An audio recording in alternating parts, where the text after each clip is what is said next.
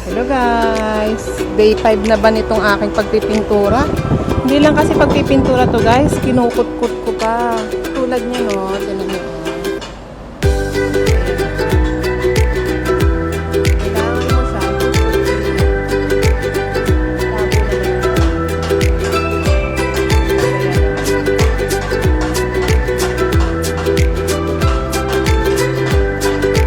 So pati yung taas na yun, kanina kinukut-kut ko. Ay, pumalik ako dito sa hagdanan para matanggal ko. Pero hindi ko na siguro pipinturahan yung taas sa taas na yun kasi maayos ko naman siya. Pag may nakita na lang ako ng mga katulad na malaki yung malaki yung mga nagastas na pintura sa kanya. Yun lang yung aanin ko. Mapagod na ako Tawag pa ng tawag yung kulit ko, yung alaga ko. Kung kailan pa naman siya natawag, kung kailan ako busy. Hindi ko naman hawak lagi ang phone. Dahil nga, punong-puno na ng pintura lagi yung kamay ko. Kaya inugasan ko na naman.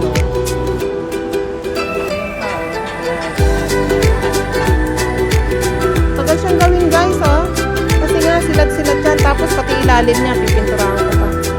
Ay naku, tapusin ko na ito within today. Ayoko na, pagod na ako. Tama na. Galit na.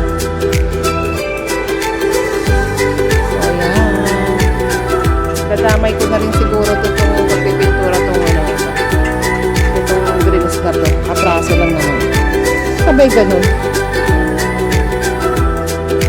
Yan pa guys, hindi ko na nga yan nalalampasan na ako. Naku, hindi naman tayo professional na painter. Bakit ba? Hindi naman tayo pintor talaga. Pintor ba tawag doon? Pintor ba tawag doon sa nagpipintura? Basta yun na nga yun. Hindi naman tayo professional So, okay na yan. So, doon tapos ko na sa gilid. Ito na lang natitira guys. Yan. Patigil-tigil ako kasi pag umuulan. Ay, nako. Gusto ko na matapos to. Ayoko na. Pagod na ako. Bye na guys. So yan guys, papakita ko sa inyo kung paano ako lumambito na parang umbito. Ang itsura ko, wala pang ligo yan. Kasi alam naman maligo ako sa umaga, no? Tapos magbibilad ako na maghapon dun sa terrace para magpanig-panaog dyan. Natanggalin yung mga nakatikwas na mga pintura. At magpintura later on.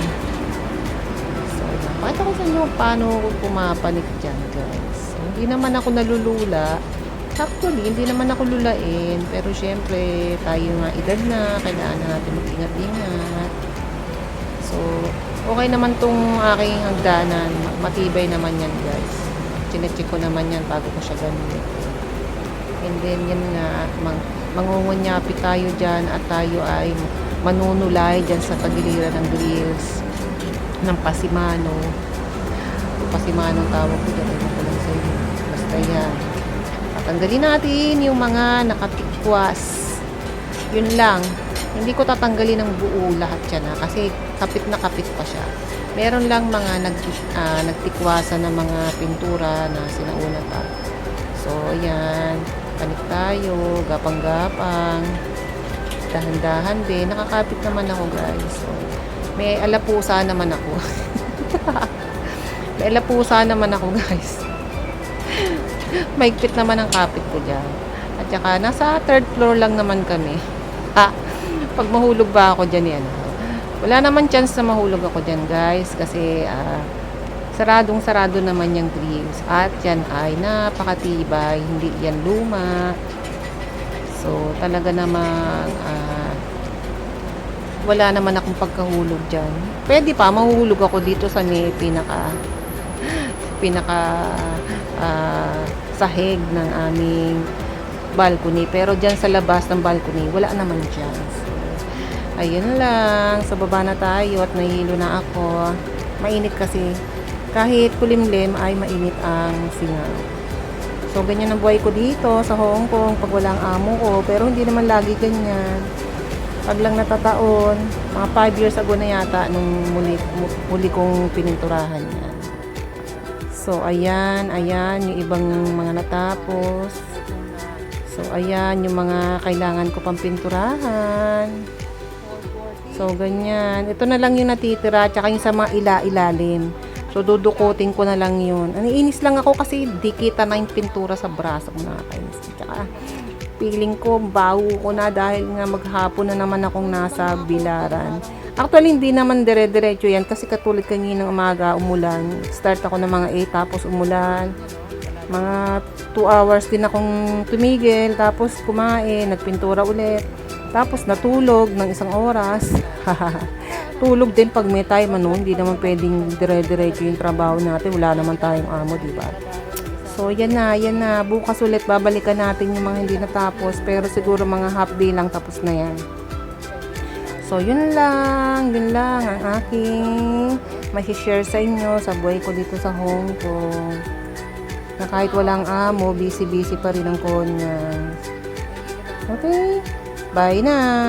See you tomorrow sa aking vlog. Yan lang yung aking paraan para mawili. Kahit may mga pinagdaraanan sa buhay, kahit nakakalungkot, may mga bagay na problema sa pamilya, mayroong mga pangyayari na hindi naasahan. So, kailangan pa rin natin magpatuloy sa buhay. Wilihin ang sarili, lalo na sa mga OFW na katulad ko na walang kasama. Yun lang guys, bye!